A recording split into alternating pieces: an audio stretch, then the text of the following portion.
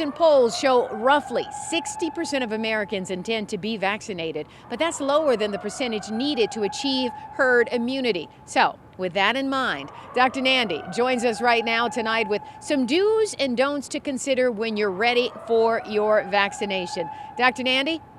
Yeah, Carolyn, first let me start with what fully vaccinated actually means, right? That means you've had either two shots of the Moderna or Pfizer vaccine or one shot of the Johnson & Johnson vaccine, and 2 weeks have gone by.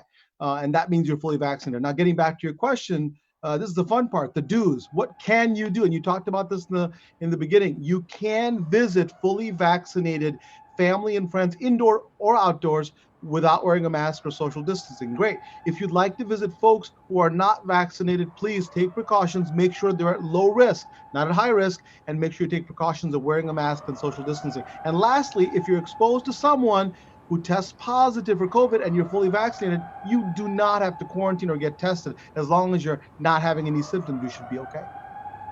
Dr. Nandi, quick question for you. Once you get your shot, I've heard about the soreness in the arms. Some people get fever, but is there anything else people should worry about and talk to their doctor if they have any other symptoms?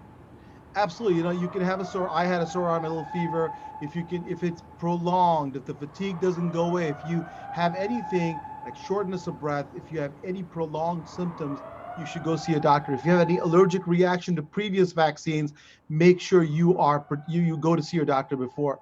And last thing I'll tell you is, what about the don'ts, right? For fully vaccinated. Number one, even if you're fully vaccinated, doesn't mean you're 100% protected, right? You can still get a mild infection. And the CDC is telling people, even if you're fully vaccinated, avoid traveling because we don't know about transmission yet, even with the vaccine. And also, you're asked to avoid crowds, avoid poorly ventilated spaces, and keep wearing your mask and social distancing. We're almost there. Once everybody gets vaccinated, you get herd immunity, we can get back to normal, but not quite yet. Let's get ahead of this. So very important. Thank you so much, as always, for your expertise, Dr. Nandi. We appreciate you. Remember,